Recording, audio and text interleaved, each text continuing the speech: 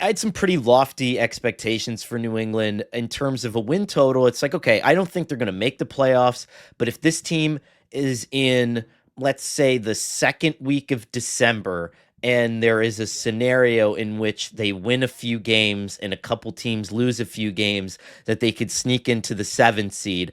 I think that's kind Yeah. of in the area that we're floating around in. I don't know. So, I mean, like I living up here, I obviously I have pretty good knowledge of the way people are talking about them. And there are some people out there that are saying 10 or 11 wins. I think that's kind of crazy. That's insane. Yeah. Um, and I think what that is you're going through the schedule and you're looking at it, you're saying like Vegas is a win, Carolina is a win, and you're just kind of making this assumption Atlanta's a win. You're making this assumption that you're going to sweep all those games, which Right. is not going to happen. You know, Right. those teams are still your peers. Now, based on where you've been the last couple of years, I'm sorry, but Pete Carroll and the Raiders are seeing the same opportunity you're seeing in Right. playing. Those fans are also saying that's a win in week one. Yeah. Yeah. Like Carolina, they're seeing the same thing. They finished strong under Dave Canales. That New England game, at the end of September, that's winnable. So, but I do think with Mike Vrabel and like the job they did in free agency, and we'll see what happens with Stephon Diggs. But the job they did in kind of filling out the roster and free agency, like a couple breaks, and I think they get to 8 or 9 wins. And to me, look, a lot of this is going to hinge on what happens with the young quarterback, because I think when you take a quarterback that high and he, shows and the potential and flashes the way that Drake did as a rookie, I think a lot of how you feel about the team coming out of the year is going to be based on that. And we've seen guys make huge leaps in year two. Mahomes won the MVP in year two. Lamar won the MVP in year two. Allen made the playoffs in year two. Burrow went to the Super Bowl in year two. Now, the difference is those four guys were in relatively stable situations when they did it, right? Right. Whereas like Drake May is already going through a coaching change. But if he can take a step forward, I think what's fair here is their bye week is week 14. Okay. They play the Giants on a Monday night going into their bye week. I think if you're still in that graphic, that in the hunt graphic on TV, Exactly. Yeah. like in your bye week, I think you're house money at that point. You know what I mean? Like, and that could mean that you're 6-7, but that's fine. You know what I mean? Like, I think that's where you look at it and you say, okay, like this is a team to watch in 2026. That to me is kind of the way I would look at it with them is like, can you at least play a relevant game or two in December?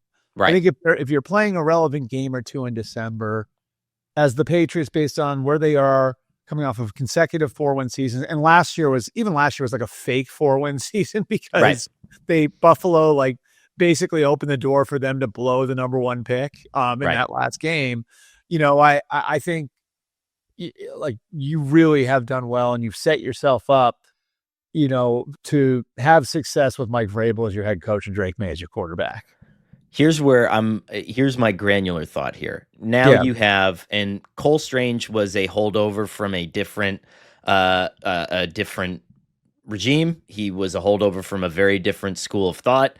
He was probably, I don't know, like where does that rank in terms of the most joked about or most kind of ridiculous seeming Patriots first round draft picks in recent memory? I mean, to me, like the crazy thing, I've got a funny story about that too. So like for the 3 or 4 weeks leading up to the draft, everybody said to me, like, I would put money on Trent McDuffie being their pick, right?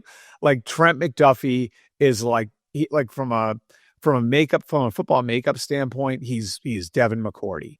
And he's as safe as it gets. Like this pick has Belichick written all over it. And the Patriots were sitting there at 21 that year. And the Chiefs had been trying to trade up for McDuffie. And they had the Patriots circled as that's if McDuffie gets there, it's over for us, right? Right. I'm like, there's no way they're going to trade to us if McDuffie's there. So the Chiefs were legitimately shocked when they found a receptive audience and like, wait a minute, the Patriots want to trade to us and McDuffie's on the board. And sure enough, the Patriots trade the pick. The Chiefs get McDuffie. the Patriots wind up with Cole Strange. Cole And Strange. and that was coming off of that was actually coming off of like a positive year for them too. You know what Right. I mean? Like they had won 10 games the year before. And I think like when we look at it, like that's sort of indicative of the Belichick era really starting to circle the drain. And you know, I think they got cute with the McDuffie thing. I heard somebody in the building told me like Bill said something along the lines of like, who has McDuffie covered in the Pac-12? Well, Bill, who is Cole Strange blocked at UT Chattanooga? You know what I mean?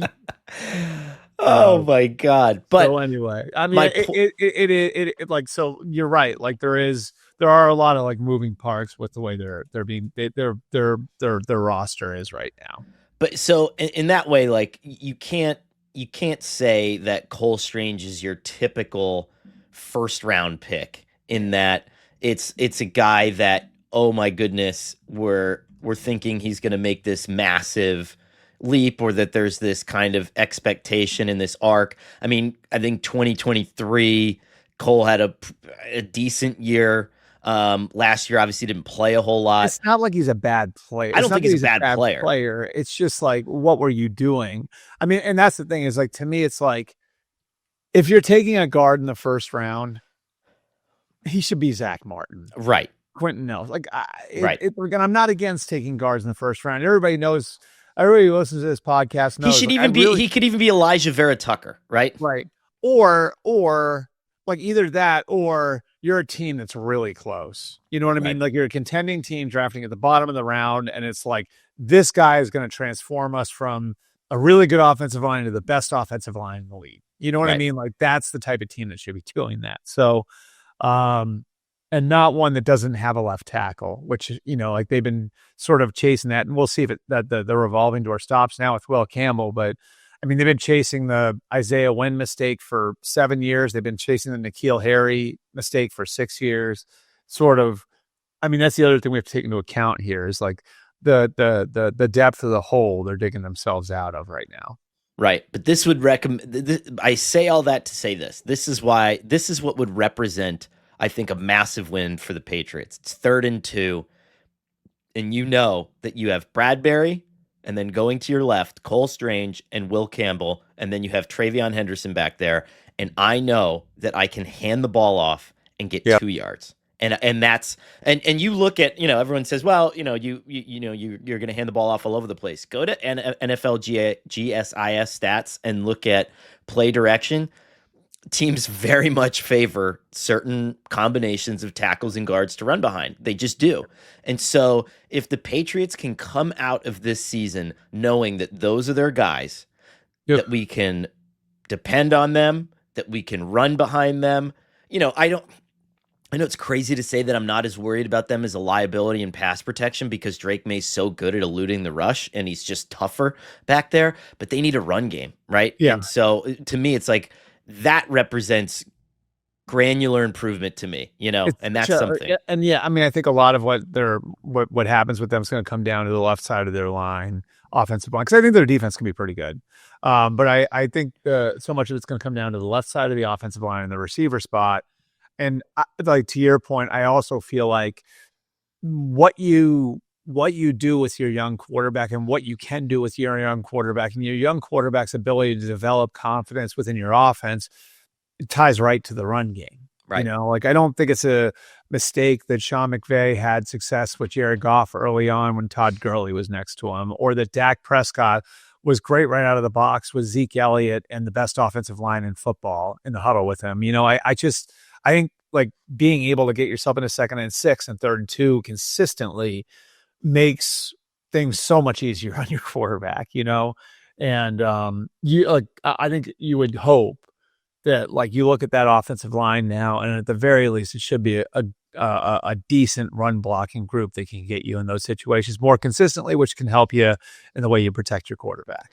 Defensively, too, very quickly, I think if I'm a fan, I'm leaving game 17 thankful that, okay, I have 1, 2, 3, 4, 5, generously 5 new starters on defense. You turned about half your defense over in one offseason.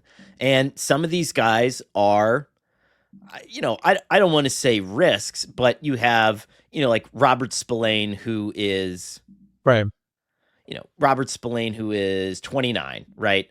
You have Harold Landry, who has had some injury issues, right? That and Milton Williams, who's a big, big, big, big, big free agency acquisition.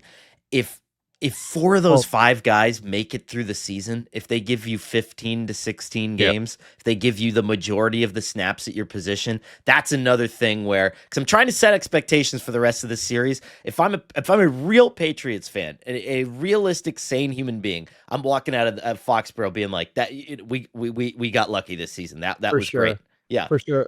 And you're asking like, and you are asking like, there are some things here that are going to test my Alvin Harper theory, and for those who don't know it, it's like always be aware of the guy who you're asking to elevate from a number two to a number one, Right. right? Like that's something you always have to be careful of with free agency. And Milton Williams wasn't every week starter for the Eagles last year. You know what I mean? Like he didn't really have to be the guy consistently. Now he played great when he was asked to do that, but can he be the guy?